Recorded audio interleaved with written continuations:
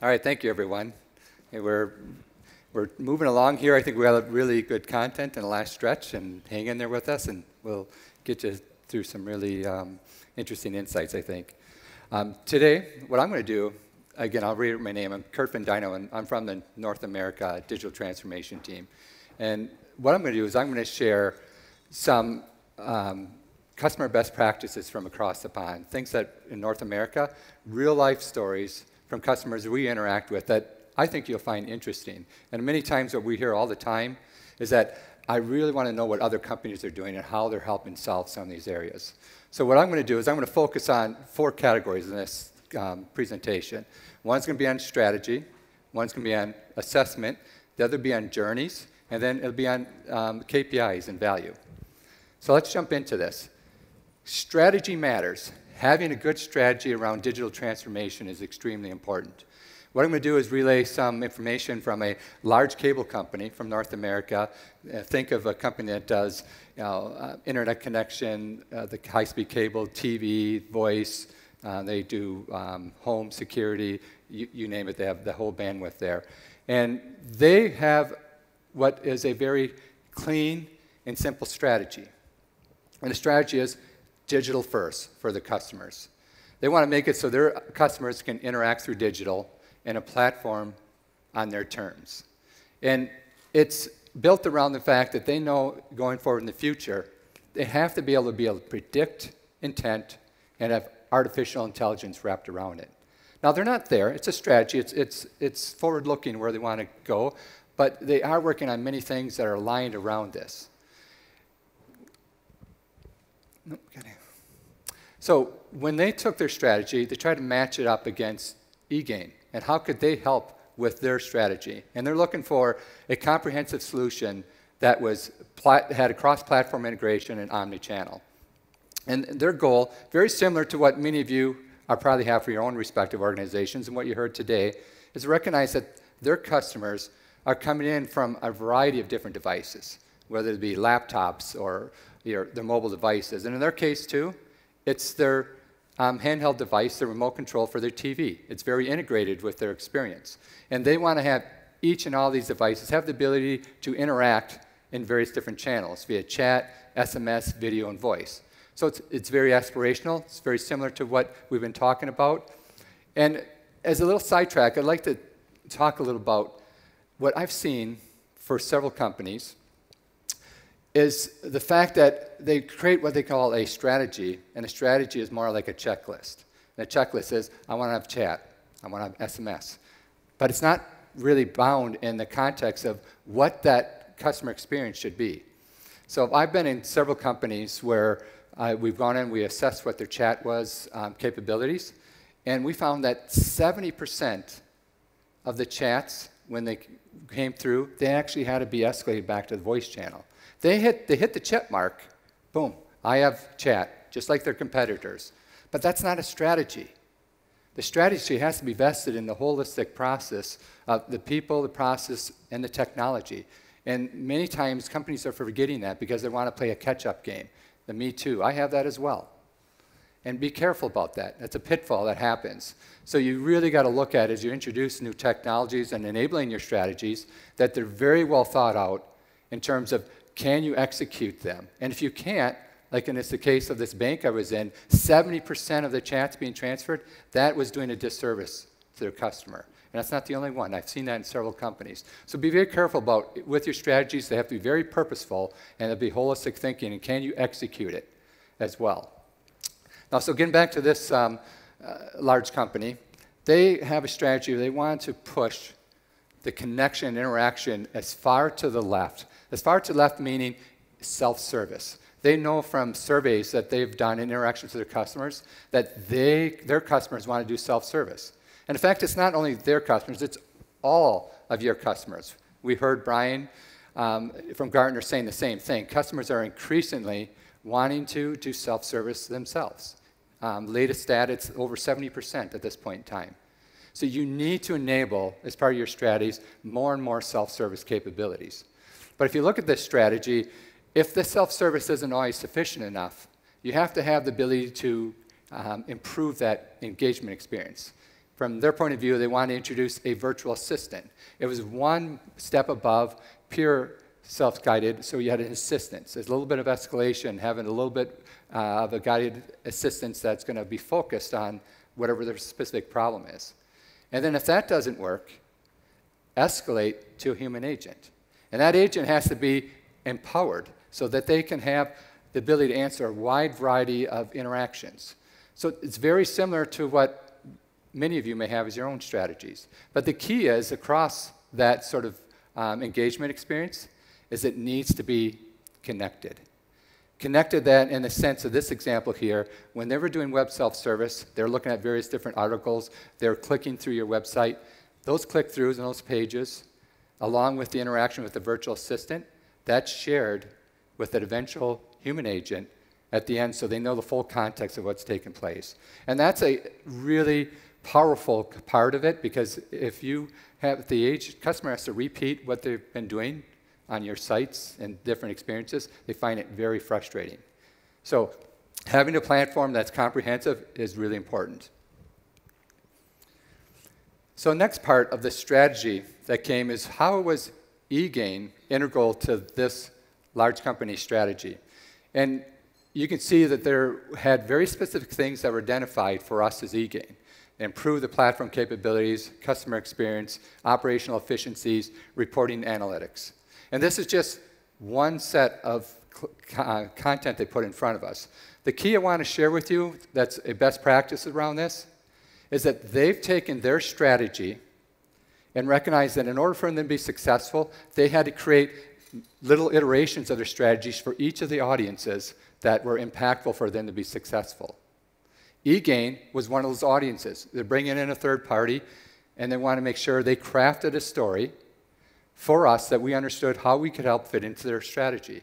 And this is an important part that actually is missed a lot when we engage with companies, because they'll say, here's the standard boilerplate, this is what the executive team has approved, but it's not articulated very well as to how each and every audience can have its own impact. And here's a perfect example of what it is, and there was more detail behind it. So I would highly encourage you to take your strategy and tailor it to each of the folks in groups that are going to have an impact. So let's move on to another best practice, and that's around maturity assessments and understanding a roadmap for yourself. Now, in this example, this is from a really large insurance company in North America.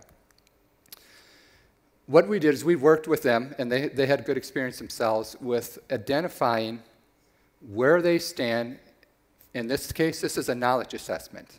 And there's different assessments for different types of things that you're trying to accomplish. But in this case, it's a knowledge assessment trying to understand where do they sit in the world of now. Because you can't move forward in your transformation unless you understand where you are now. And what we find more times than not when we have engagements like this is that the companies are either overly optimistic about where they stand, or many times say, like, we're so bad, everyone's better than us. And to be honest, very rarely do we find people that know how to assess themselves properly, because they're either in one camp or the other. And what we do is we help them understand through various questions. There's a structured way to assess them by asking questions here to say, for knowledge, how do you fit with all these respective categories you sit on here? And what you see here in this illustration is that this isn't a one-time occurrence. For this company, we have done it many times, like every 6 months or so it's being done, so you know how your needle is moving. That's the best practice, is to keep at this.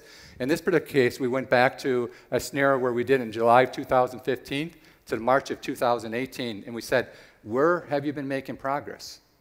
We can literally see as their maturity is changing, where you're having success. In some cases, you'll see a red arrow. They went backwards. We felt that they actually lost traction. So by knowing where you are in the world of now, it positions you much better to understand, if I'm at awareness, how do I get to the next step of enabled? If I'm at enabled, how do I get to the next step of manage? You have to have structure behind this. And that's one of the biggest things that we see from best practices is their folks sometimes just don't understand how to put a discipline or structure so that I can move the needle. And here it's very purposeful that you have a strategy, the people, process, and technology to enable yourselves to communicate a strategy and a roadmap. So with that, then, you can define very clear, specific steps that tell you how I'm going to get from one place to the next. And these sort of visuals are extremely important when you're communicating internally what is it you want to do and get everyone to buy into it, and get the executive team understanding of why it's important for these as well. So again, I'll reiterate, this content you're looking at is from one of our clients who did a really nice job of laying out they're assessing where they are and getting a bit of a roadmap for themselves. So now I'm going to talk about journeys. Another really good best practice from digital transformation is you really need to take the customer journey and make it the center of how you're going to approach digital transformation. And that customer journey is really focused on where are the friction points that you have with the customer? Where are the pain that's causing them to not promote you as much? Where they leave and exit you from being a valued customer? And what we do a lot is we work with customers and we look at the contact drivers. We understand the contact drivers are a clear indication of friction. People are contacting you because they can't get web self-service and they have to reach out to you because they're experiencing problems. So it's a great toolbox to go into as a starting point to understand the volume and magnitude of customer journey problems. But on top of that, you actually do need to lay out, and I'll show you an example of one, where you follow the journey that they're having with your company through your respective tools, and then noting where are the areas that that experience isn't where it should be. This is a real live journey map illustration from a B2B company that does embroidered clothing. You see all the Lands' End people with their blue shirts, says eGain on it. This is an example of that type of company. And what we're trying to do, and what we did do here, was capture along the way all the interactions they had and whether they were good, bad, or indifferent. And things that we could find once we started walking through it step by step is that they would place an order for a product and they weren't getting a prompt response, an email confirming that order. They would supply things like their embroidery and have it re-imaged, and they weren't getting an understanding about what the timelines or commitments it would take to turn that around. So there are many opportunities that the experience could have been improved and made better. And after studying their flow, what we did, and again, we think this is good best practice, is we took all these identified pain points, and there are quite a few of them, and we prioritized them. If we would solve this, was this a high impact, a low impact to the respective company? And then we tried to say, based on that, how would we apply different solutions to that?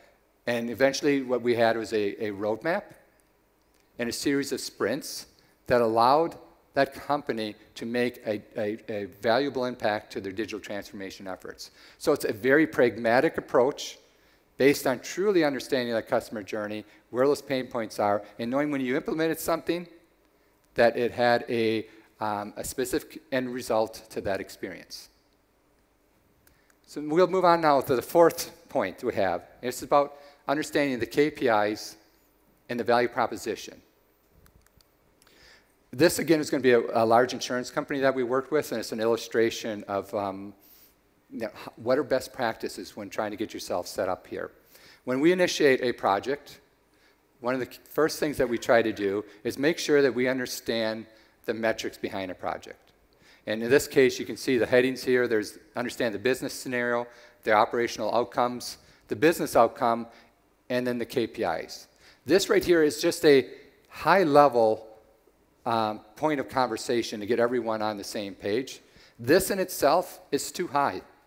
It still doesn't, the best practice from here, and this is what we would work with our clients on, is that you now would take each of the KPIs that you agreed on, and you're going to agree at the exact calculation. You're going to assign who owns that calculation, where is it going to come from, the system, what measurement are you going to use with it? You can do A/B testing, different types of controls that you could be doing on it. You're going to assign at what point is this information available, because not all metrics are available at the beginning of a project, because it may require integrations or other sources. So you kind of stage them out. So the point here is that you need to be very vigilant and structured about how you set up the KPIs and the value assessment before the project starts. What are they? How are you going to measure it? Who owns it? Where are the systems? Everything literally laid out so that when you get to the point where the project's in place, you know how to do the assessment. And I can see this time and time again, that part is missed. So here's an example, this insurance company. This was a knowledge deployment. And we took two approaches in trying to assess things around knowledge deployment. One was based on agent feedback, and the other is more quantifiable.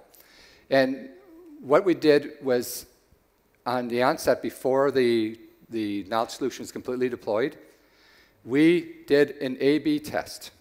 We had the old solution, which was their internal knowledge solution, and then we had the eGain solution. And we created scripts, and we had the agents in a very controlled environment execute against the old solution, and then turn around and execute against the new solution. That way we could keep controlled what was the influencing factor between the A and B in this scenario. And what these numbers illustrate, you can look at findability on your right there. The blue bar would indicate, based on feedback, that they weren't as comfortable that it was this findability was as high as it was when they introduced the eGain solution. So you can, with these sort of things, you can look at accuracy, findability, confidence, ease of use, escalation, and help sort of scenarios. These are sort of things that we promote and try to position upfront early in the process to understand, are we hitting the mark, and is the value where as we anticipated? And then from a quantifiable point of view, after you're able to put something in place, you have the ability to look at this and trend how is the introduction of knowledge impacting key value metrics that were, like in this example, from a call center. So here we're looking at this bar, blue bar illustrates that as knowledge had increased, and this is knowledge relative to call center volume, you could see over a period of time after knowledge had been introduced to their call centers that the amount of transfers they had declined. And we looked at that same sort of relationship across talk, work, wrap, transfers, escalations, all the key metrics to establish a business case. Then behind that is that what sort of value did it have. So again, this is a real live output of something that one of our large insurance companies put in place, and it was a great way then, once this is in place, you could highly quantify what the business value is, and then you can take these sort of charts and graphs and financial ROIs that we help create, we escalate them up to the executives, and what it does is it's a proof in case that we established a business case, we were able to match it or exceed it, and please give us now funding for the next things that we had already identified in the roadmap. So it's self-serving for yourself to be able to continue on your own path of digital transformation, but you have to do your homework up front to set the metrics, to track the metrics, and then do the proper communication to go out and get the continued funding for it. So it's very valuable, and it works extremely well when it's all executed purposely in advance. So with that said, that's the end of my content. I encourage you to come over and speak with some of my other peers, myself, in the digital transformation area. We're in the answers bar. And we'd love to have some business conversations. We can share with you how this may work within your organizations and talk about digital transformation in general. So thank you very much for your time.